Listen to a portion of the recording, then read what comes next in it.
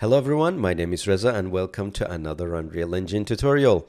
In this one I talk about the power of material functions and how this node allows you to reuse part of your material graph inside another material graph, which can greatly speed up both material creation time and your own workflow. Hopefully by the end of this tutorial, you adopt this technique and apply it into your projects. All right, let's get started.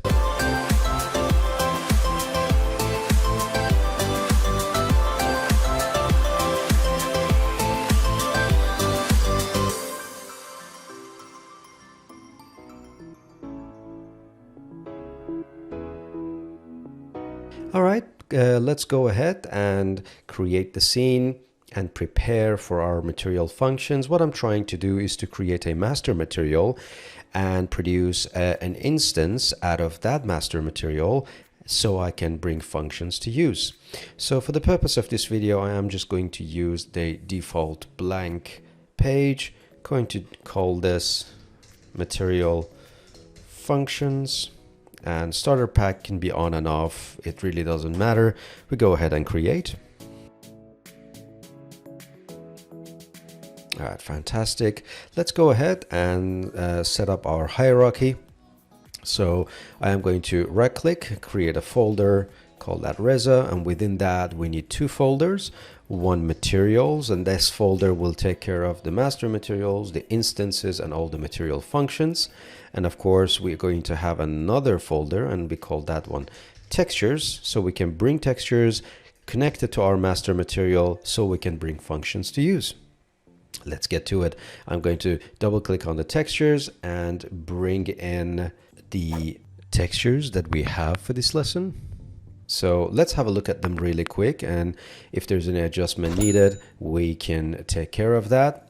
First one is normal map. So the normal map has already been identified correctly. So this one is set to normal map, texture group set to normal, and it's all good to go. I can save. The other one is roughness. With roughness, I can work with better brightness and slightly better RGB curve. So 1.5, 1.5, and I can go save. Next one is metalness. Well, this one is just a normal constant with the value of 0. You can use that instead if you want. And of course, with the base color or albedo pass, we've got this texture, which is like a creature skin type of texture. That's what we're going to use for today's class. And I'm just going to increase this saturation ever so slightly, and probably increase the brightness to give it more vibrance. We actually have vibrance here, maybe 0.3 vibrance. We can go all the way to 1 on this one, but for now this one works, good to go. And we've got ambient occlusion. Our sRGB is on. Basically we don't want that to be on, it needs to be off. We want that to be set to linear color space. And for RGB curve, I just want to give this something really high, something like 4, to bring a little bit of black points to the ambient occlusion, make it look better. And yeah, that should do the trick. So let's go back and have a look at here. I believe I forgot to turn off sRGB for my roughness. This one is linear after all. Let's create our materials and then bring these textures into our materials. So we are going to right click, go into materials, and this is something that I've already covered in my introduction to material video if you've been following my Unreal Engine playlist. So I'm just going to call this skin_mm for master material. Before I even connect that to the skin_am, I'm going to right click on this material and create a material instance. So anything and everything I want this to be connected to, I'm going to connect the instance material to the model. So let's say hypothetically, if I were to bring a character or bring a shape, let's say a sphere, that's where the material goes into, the material instance goes into this object. Perfect. So let's create our node tree inside the material graph by bringing our textures. I'm going to select all of these textures and I'm going to bring them over. Now you can see why we need a better workflow, because it gets cluttered without even me starting the process. So what material functions do, they actually group all of these into a function. So you just bring one function node to do this all for yourself. But again, let's put together our nodes fairly quickly. So sRGB goes to sRGB, so we get the albedo. We've got ambient occlusion. It doesn't need to be a multi-channel, so I'm just going to scatter them around really quickly. Ambient occlusion can go into ambient occlusion. Roughness can go into roughness. Metallic can go into metallic. And the reason I'm going RG, and again, single colors, because these are grayscale maps. We really don't want to be too picky. And of course, for normal, that goes into normal. Fantastic. So we have something that works for us beautifully. I can just change the position of the light ever so slightly to get a slightly better read on our roughness map and normal and ambient occlusion. Okay, that works beautifully. Let's go ahead and put together our tiling as well, because at the end of the day, I would like tiling to be in a separate function. So you see how neat and tidy our material graph will be once we use material functions. So hopefully you all know by now, I've already covered that topic more than once, but to do the tiling for your textures, you got UV inputs for all of these texture samples, and they need to get connected to a multiply node. Before we create that multiply node, let's create the texture coordinate, and that's something that we need for tiling. I'm going to hold down one left click to create a constant, and these two will go into a multiply node. So holding down M for multiply, left click to bring the multiply. A goes to texture coordinate, B goes to the tiling, the amount of tiling, and then this guy goes into all of these UVs. So this is something that we did cover more than once in our previous videos. And of course you may say, Reza, I don't understand why we lost the coloration here. So there is no color here, obviously, because the default value for the tiling is now set to 0, which is no texture at all. 1 is the default. You go higher, you will tile it more. So that's basically what we have. Let's really quickly parameterize these guys so we get to see something on the material instance. And in the next chapter, we bring material functions to reuse part of our material graph inside another material graph and make our workflow a lot more efficient. With that said, I'm going to go and right click on the tiling, convert this one into a parameter. I'm going to call that tiling. I'm going to give this a group, call this adjustments, so it sort of places itself in a separate rollout inside the material instance. It's going to be a lot easier to identify. This one, right click, convert to parameter. I'm going to call this albedo, and I'm going to go ahead and convert all of them into parameters. Basically, as soon as you convert them into parameters, you actually can see them here now. You can see tiling is now can be enabled and it's under adjustment layers. And for albedo, I can just go in here and call that under textures group.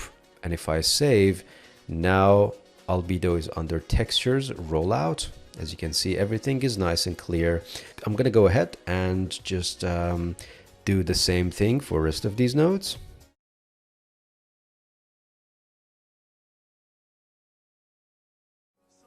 All right, fantastic. Now it's working. The priority of these nodes are a bit all over the place. So if I look at here, you can see we have metallic first, and then roughness, and then normal, and then ambient occlusion. So in any nodes that you turn into a parameter, you actually have sort priority, and that defines where in this hierarchy they will be placed. So you can sort of rank them. You can see that metallic comes first right after base color. So I can select my metallic and give that a sort priority of, let's say, 2. And then because roughness goes after metalness or metallic, I can give this one sort priority of 4.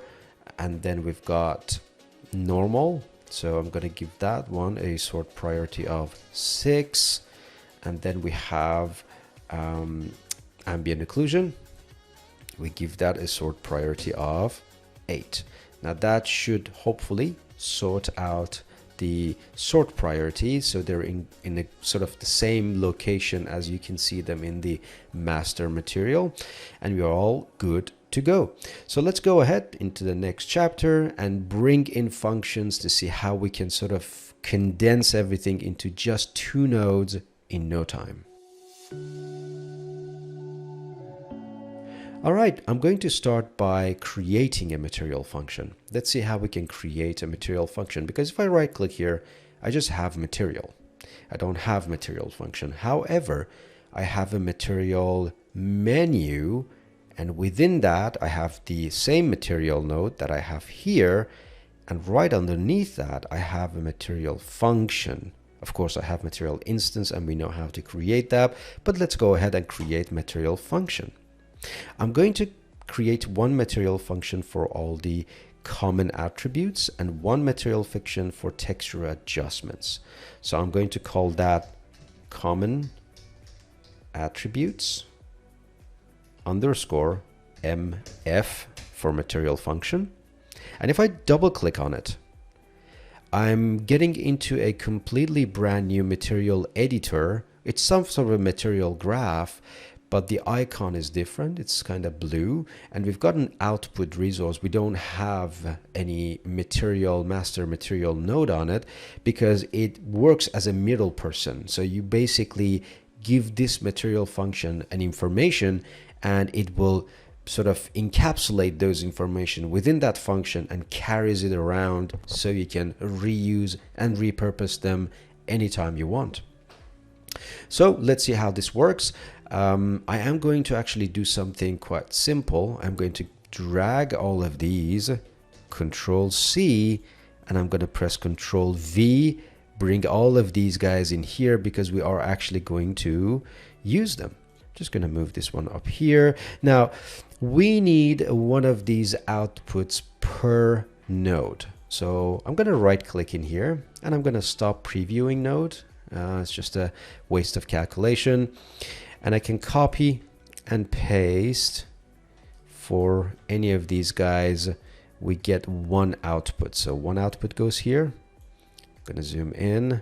One output goes here. One output goes into my roughness. One output goes into metalness or metallic.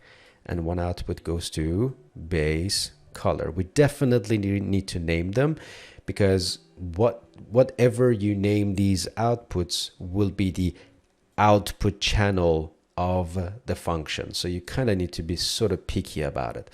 I'm going to call that base color because exactly that's what the name of the master material is. So I don't want to sort of confuse my audience if I were to pass it on to someone else. Base color, and then this one is called, if I look at here, it's called metallic, and that's what I'm going to name it. So I'm going to call this one metallic. This one is roughness. This one is ambient occlusion, and this one is normal. Excellent. Now let's see what happens if I just save and go to my master material, and let's say hold down Control and disconnect all of them and just get rid of them because I want to bring the material function instead. Drag and drop material function, and voila, look what we have. We have a material function called common attribute, and that has got metallic, roughness, ambient occlusion, normal, and base color. Let's go base color to base color, normal to normal, ambient occlusion to ambient occlusion, roughness to roughness, and metallic to metallic.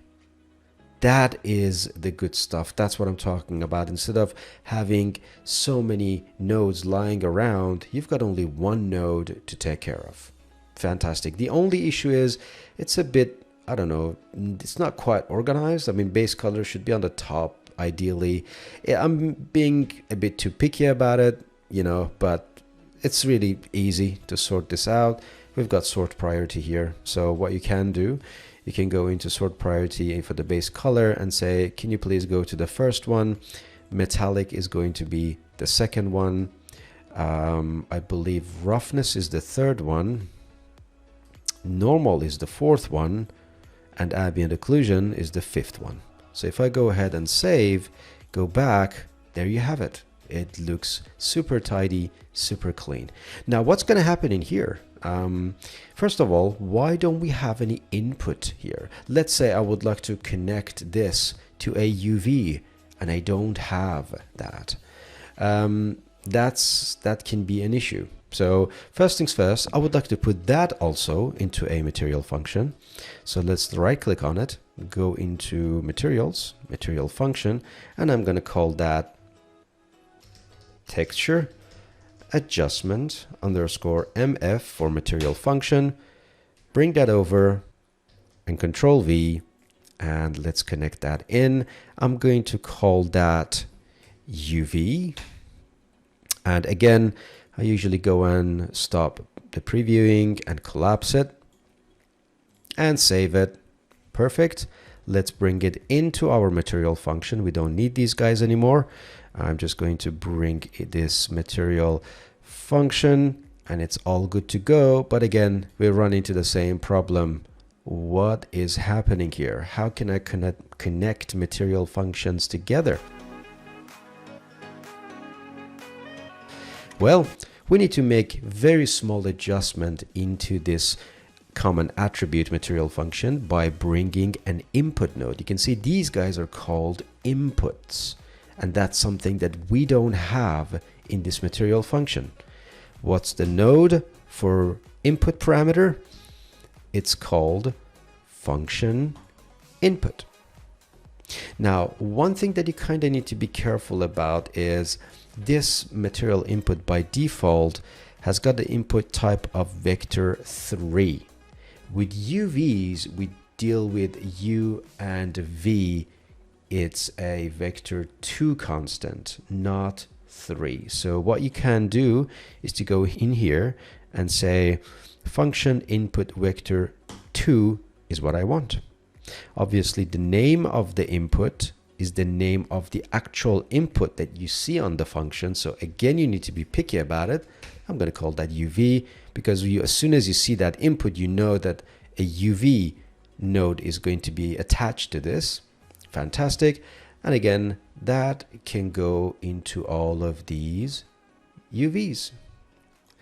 So I can select and connect all of these guys in here and done. I'm going to save back in here, and there we have this UV channel which goes into this UV tile, and it's a vector 2 connection. And there you have it.